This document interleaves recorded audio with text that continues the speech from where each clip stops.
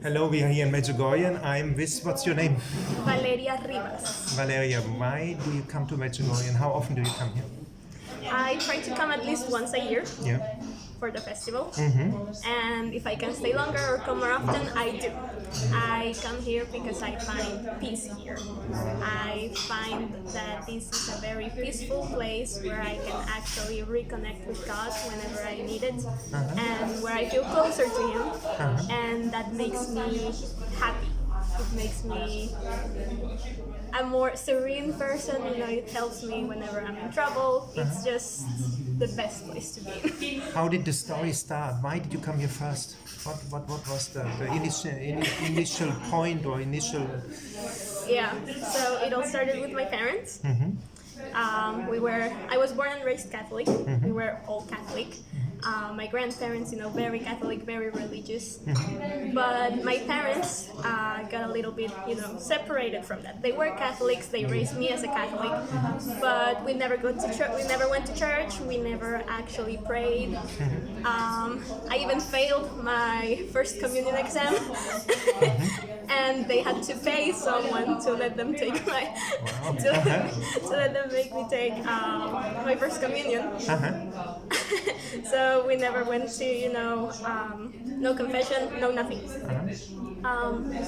In 2012, my parents started going to church. Okay. Because my aunt had a very complicated pregnancy, and she asked them as a favor to go to the church and pray for her pregnancy. They started going, and they are graphic designers.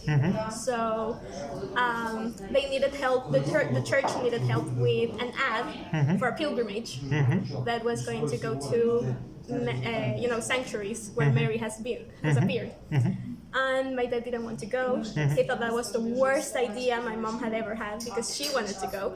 But he thought that she was crazy, They didn't pray, they didn't do anything. So he was like, "What's wrong with you? We're not going, of course we're not going. It's in the dates of my birthday. I don't want to spend my birthday praying with old ladies." So my dad wanted to go see a football match. Barcelona versus Real Madrid. So it turns out that on the dates that they were going to be in Spain, they would play the final, Barcelona with Real Madrid. So he decided to go. When they came here, they experienced incredible things, very unexplainable things. And they came back completely changed. I didn't go with them, but... That was Medjugorje here, right? Yes. They were only here for 1.5 days. But they came back completely different people. My parents that left were not the parents that came back. That's amazing. How could you see that? What happened to them? Could you see it somehow? Or? Yeah, before my parents left, I didn't see them at all. They would only, take me to school, because living in El Salvador, you need to get by car everywhere. There's no public transportation. It's very dangerous. Lots of things. So they would take me to school in the morning, and I wouldn't see them until the next morning. Then they would take me to school, and it was like that my whole life until I was 13 when they came to Medjugorje. So when they came back, my mom decided to leave her job just to spend more time with me and my brother. So that was a big change for her, because they would work the whole time. They had their own company and everything, and that was the first big change. Second of all, we never went to mass, we never prayed, and all of a sudden my dad wanted us to pray the rosary every night. We didn't know how to pray the rosary. We had no idea of how to do it. And we started trying, bit by bit. We started with one mystery, two mysteries, and so on. Beautiful, and so on. Huh? Yeah, bit by bit, so that we would get used to it. Because, it was a big change from never doing it to spending like 15 minutes, but it took us like half an hour because we didn't know how to do it. So that was one of the big changes. And then they had, troubles in their marriage, like every couple does, but now they were solving them in a better way. It was more peaceful, and just getting to spend more time with them was just like a big change. It was like, okay, what happened to them in this trip? So they started telling us about Medjugorje. They brought from here like a big statue of the Our Lady. It's like this big. Yeah, so I was like, what is that? Like, we have never had something like this in the house. What is this? That was kind of a shock, no? Yeah. I mean, like, completely. So they started to sort of explain to us the story of Medjugorje and what they had been explained. Not in a lot of detail, they were new to it, you know. So I was like, okay, that sounds nice, but like, is it true though? So, but the change that they had was just so amazing that I actually, for my 15th birthday, instead of my quinceañera that everyone had, you know, living in El Salvador, Latin America, and that's a big thing. The 15th person is very big. It's a very big deal. Okay. That's when you go from being a kid to being a woman. Beautiful. Yeah. So everyone had it, you know. It was like in that time of the year, all of my classmates were having their parties and and that was never really my thing, for starters. But instead of having a party of my own, I decided to come to Medjugorje. That's what I asked for my birthday. So we came. My birthday is in October, but we decided to come for the festival because we thought that, you know, what are we going to do in October? We have no idea. We've never been in October other than the festival. So we decided to come for the festival. And just seeing so many people my age, you know, praying to God, living their faith and everything, but at the same time having a normal teenager life was just like a life-changing experience. It felt so good. It felt good to know that, you know, being a Catholic doesn't mean that you have to just, you know, pray and do religious stuff and not Be have so fun. serious, no? Yeah, and not have fun. But instead you can have both. You saw the real Catholic faith, Yeah. which is joy and peace. Yeah, exactly. And seeing everyone happy, all of the songs, all of the dances, it was just amazing to see so many people at the same time, you know, In the same spirit, God, no? in the same spirit, yeah, doing stuff that I thought was fun. People usually tell me that I am a shy person, but when I am at the festival, I am the complete opposite. I became the complete opposite. And with that experience, it was like, okay, there's something special here. Something is happening here. So when I came back home, I started, you know, to try and actually pray, you know, with meaning, with my heart, instead of just doing it because my parents were telling me to. Like Our Lady asked you, Yeah. twist the heart, no? Yeah, so I was like, okay, you know, I'm gonna give it a try. So I started giving it a try, and bit by bit, it started, you know, changing things in myself. I have always been the naughty kid, per se, between me and my brother, and somehow I just became, you know, more peaceful. All of the things that I did to my parents that actually hurt them and everything, I started changing them. And you know, Again, just, the same thing like your parents, the problem solving changed, no? The yes, way to treat each other seems something like that, yeah. Because I realized that all of the things that I was doing were actually hurting them a lot. So I started changing, you know. I'm still not perfect, but I'm working, you know. Exactly, we are, no? Yeah, I'm working on being a better daughter to my parents. And you know, bit by bit, I started like involving, you know, religion more and God more in my life. Yeah. So it has been difficult, I'm not going to lie, because in El Salvador I went to a French school, so we had the French system and everything. So my mom, you know, trying to make us, you know, live our faith and everything, she would give us a rosary that we could always have with us. But at the school they would tell us that that was not okay. Amazing. It was not okay because it was like, you know, showing too much your faith when there's people who have different religions and stuff like that.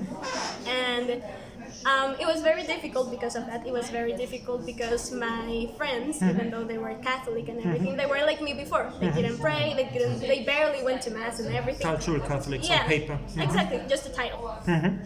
So it was very difficult sometimes to, you know, they did stuff that I was not okay with anymore. And I started losing a lot of friends. I started, you know, feeling a little bit more uncomfortable at school and stuff like that. And then we moved to Sweden. Amazing. Yeah. Big change. where everyone is an atheist. Even worse, no? Yeah. So I went from a situation where I felt a little bit isolated to feeling completely isolated. How did you cope with it? I actually got depression. Yeah. Oh. Yeah, I did get depression, and I have been fighting it and working on it for a couple of years now. And the people there are very like LGBT inclusive and all that kind of stuff, and they hate the fact that the Catholic Church is like against that. So just by me being Catholic, they would isolate me as well. So I first of all I had to restart high school there in Sweden. After learning Swedish for 2 years. Oh my God. Yeah. You're a tough woman. Yeah. I've been through a lot. Yeah. You've been through a lot. Yeah. So, while doing that, I had no friends at school. The people at my job started, getting away from me because, I was Catholic, I was living my faith, and there were some stuff that we just didn't get along with. So I have been very lonely there in Sweden for around 6 years now. But I have found support through prayer and the strength to actually go through this, to keep on going and everything. And that's one of the reasons that I came to Medjugorje for more time than just a festival this time. I was feeling so low that I decided to come for a few months. So I stayed here 2 months, and that was like a remedy for my depression. In which way? Can you explain that in detail, kind of? Yeah, I was feeling very sad. I was feeling really low. I would cry. I wouldn't come out of my room. I could barely get out of bed. And when I came here, coming very often and everything for the festival, I knew some people as well. But here it's easier. People are Catholic. People live their faith. And my friend, he lives in a city here near Medjugorje, and we started talking and everything. He made me realize that, I can still get drunk, I can still party and everything, while, being very religious and living my Catholic faith. That doesn't mean that I have to be alone, that doesn't mean that I have to be boring. He made me realize the contrary, that, no? Yeah, exactly. Like I can have both. I can have the best of both worlds. You can be joyful and happy, no? Yeah, and exactly. excited for life, no? So he started to introduce me with a lot of, like, some of his friends. I started, since I was here alone, I didn't came with my parents. I came here alone. I decided, okay, I can't spend 2 months, alone. I need to start opening up. Yeah. So.